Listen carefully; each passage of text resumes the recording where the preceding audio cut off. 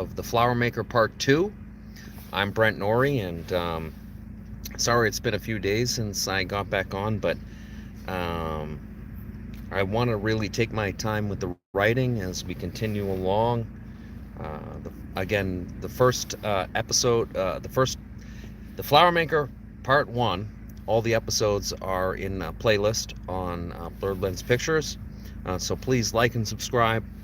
I'd like to get right into the reading. We're still in Chapter 4 of The Flower Maker Part 2. This chapter is called Tablet of Destinies. And so I'm going to get right into the reading.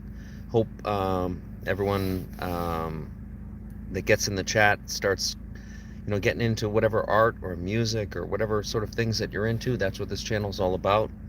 And again, this is a reading series as I'm writing through this novel, The Flower Maker. We're on to part 2 again. Let me get this little cigarette lit up. Sorry if this interferes. But as I'm reading, I'll have this going. All right, so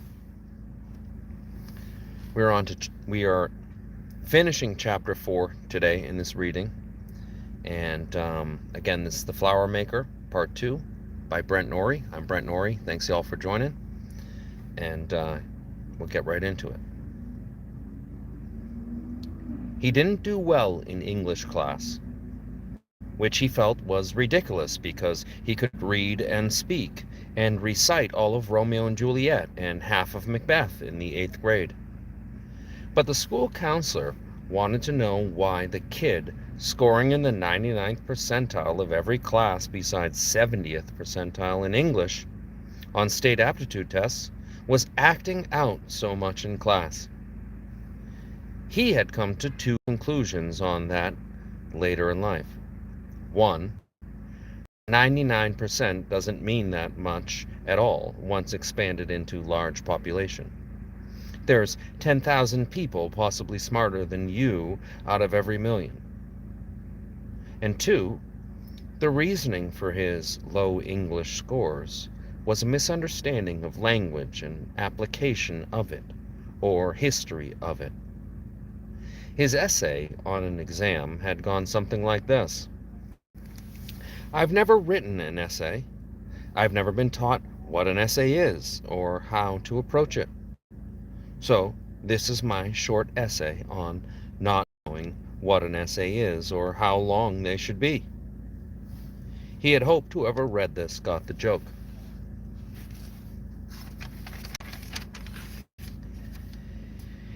English had been the class in 8th grade where Mrs. Wisby would say to the class that our artist was just like Adam Sandler.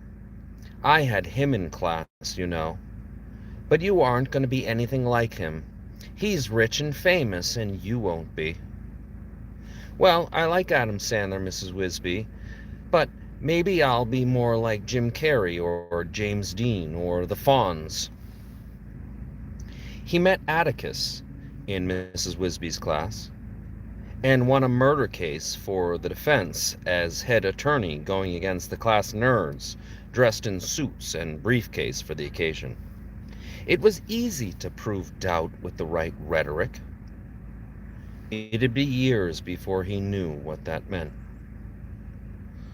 All the other classes besides social studies and art had faded. A time would come when his preparation for reading would link with his new love of lectures and history, and perhaps even romantic structuralism. In encountering the big books of history, his world view of art would be forever shattered. And this was a good thing, he thought. Hey everyone in the chat, appreciate you tuning in. It was all a mirage and an open canvas to make of it what you want. Do you think we'll ever do this again? Do what? He overheard a couple dining with a little curly, furred-up pup by their side. Furry snapping turtles, he called that type of dog. Living in the city, he said with a now recognizable English accent. Maybe posh or Surrey, he wasn't sure. I don't know, she responded in the same sort of accent. The artist was transported to England for the moment, and maybe they came from some far-off farm in the hills somewhere, and he had encroached on a divine moment of bliss between the two, having traveled to a foreign land such as his lonely hometown. He thought of his Michael Caine accent, and how he would try to use it if ever over on that side of the pond. Their life story was now gone behind him as he walked further down the sidewalk. He reached the corner where the barber shop was, and he thought of the firemen rushing in, as he always did, from the pouring rain. Wasn't it just a sunny day?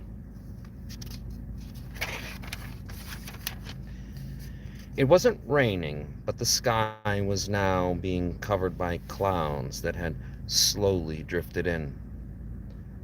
The sun was making beams of light down Elm Street, and with the buildings on both sides rising up, and the busy sidewalks and the horde of cars in both lanes lining the way to his show, it was an Ishtar gate for an approaching Alexander. You see it?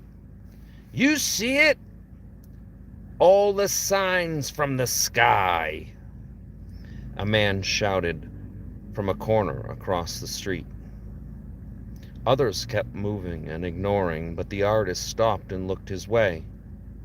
He was spotted. You! You're one of the ones. One of the ones. You! Why are you? And the man turned from the artist, distracted by his next thought, and carried on with his rant about the sky falling. But the artist thought the sky was the coming of Zimzum, a peeling back of infinity to reveal mortality and new creation. What was always must at times shed itself of itself as to begin the new process. An illusion of snake eating its tail in a circle, but from another angle, it's just an infinite spiral. The light itself had taken on new meaning, or Ein Sof, or infinite divine light. When the shroud of darkness pulls back a piece of veil to allow a viewing of what is and could be for a moment. Not quite the equilibrium of yin and yang. Like maybe infinity might be a bit darker and stronger than mere mortals could assume. Mortals that thought of the universe as 13 or 14 billion years, not knowing they were just half-blind, unimaginative rich men on a Florida coast watching the horizon, thinking this is where it all ends. No, you old fool, there's a curve to this thing, and it goes round, and it's but of something greater, but yet not the greatest. That does not exist. Our scientist had touched on something to this in his essay. The incalculability of forever. If a tree could think, it could maybe think further into infinity, but they can't.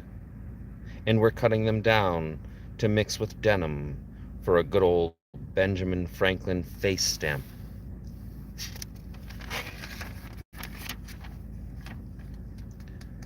To ruin such a thing as the smell of mint for the taste of money. When mint ice cream was just made of plants and cow's breast and cold air. For chocolate We'd need the serfs in South America, busy picking all sorts of beans for American retail. We can't allow them to grow crops on their farms, the CIA would say in memos. Only beans of our need and oil for our seams, the Shakespearean red agent had said. The artist had been dreaming on a project for some years now. Aura, he called it. America's United Revolutionary Automotives. The first non-profit electric car company in the United States. He even daydreamed about the commercials for the Super Bowl release, the song that would play, the 3 different model vehicles, an SUV capable of camping in, a sedan for commercial use, a truck for the worksite. And he thought all the money could go into the low price of a quality vehicle and into workers' pockets. But this dream was 3 or more dreams away. To use their system of supply and demand against them. But you needed a good product and money. Then, as a magnanimous man, you could destroy their system and their ways and bend them to your will. But your will must always be the good of the people you don't know and are only imagining. So the good for you, but maybe in others' minds. This was the tyranny, and the soul under pressure for an eventual outcome of combined causes. Inanna had sent Gabriel through the full moon of a summer's night to Old Orchard Beach, where the artist and niece and mother were taking a dip in the ocean waves. Gabriel's light rippled into trillions along the surface of the water. The unspoken message shone and cast from the tetra, or the gods. Meaning was illuminated, and his name was reaffirmed. The holy light from a high place, if God wills it, the divine light. It is written, it is many. The Arabic name he discovered was the meaning of his given name. Al-Allah, Al-Qudus, Inshallah, Nur Allah, Ibn Maktab, Ibn Ruba. End of chapter 4. Hey folks, thanks everyone for tuning in. That's where we're at right now. We got through 7 pages there. Appreciate everyone for tuning in. Let me scroll back a little bit, say hi to everyone. Duncan, hey, what's going on? Appreciate you showing up. DBZ, hey man, what's going on? I don't know. 13, hey. Fire Jason, how you doing, man? I'm doing pretty good. I'm doing all right, you know. Just been doing a little bit of writing and wanted to get that out there to everyone. Finally a real live stream and not some steal. Yeah, I'm trying not to have too much brain rot here, but appreciate everyone that's been tuning in. This is a little series I've been doing as I've been writing this novel. Hopefully we'll get it out there, and but either way, y'all are a part of it from the get-go. So everyone that's here is hearing it before it ever gets published. Duncan, I'm kind of tired of celebrating this. It's kind of annoying. All right, Duncan, don't worry, man. If you find it annoying, feel free to come back and recheck it out. This is not maybe something that is super easy to get through. You might have to take it piece by piece. That's kind of how it's designed, to be honest. It's not incredibly easy. First of all, it's not easy to listen to an audiobook, and it's not easy to read a book, and then you have to go through the whole imagining process of what I'm talking about. But all of that is part of it, and I hopefully everyone gets into that. And again, take it piece by piece. I had a hamburger for lunch today. Hey man, that sounds good. I'm actually thinking about a hamburger right now.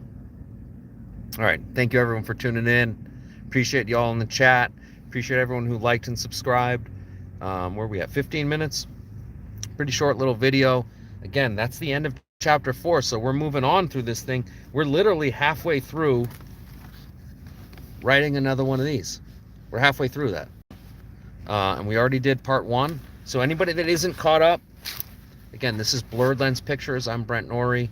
I have a playlist on Blurred Lens Pictures. That's the Flower Maker Part 1. You know, you can skip the intro. It's like 7 minutes of me talking about what it's going to be. There's a couple playlists. There's one of me journaling the original writing, and then there's one of me just reading the audiobook. And now this is me basically journaling, reading the second one, part 2. And eventually I'll probably do a full reading of this to get everything at once. But appreciate everyone that tuned in. And Kat, when you see this, sorry you didn't catch it live, but I'm writing it, you know, and releasing it as it goes. We got 7 good pages, and we'll see you next time. Appreciate y'all. Have a great day, and, you know, keep up the great artistic work out there, and, you know, stay strong, and solidarity and belief. We'll see you next time.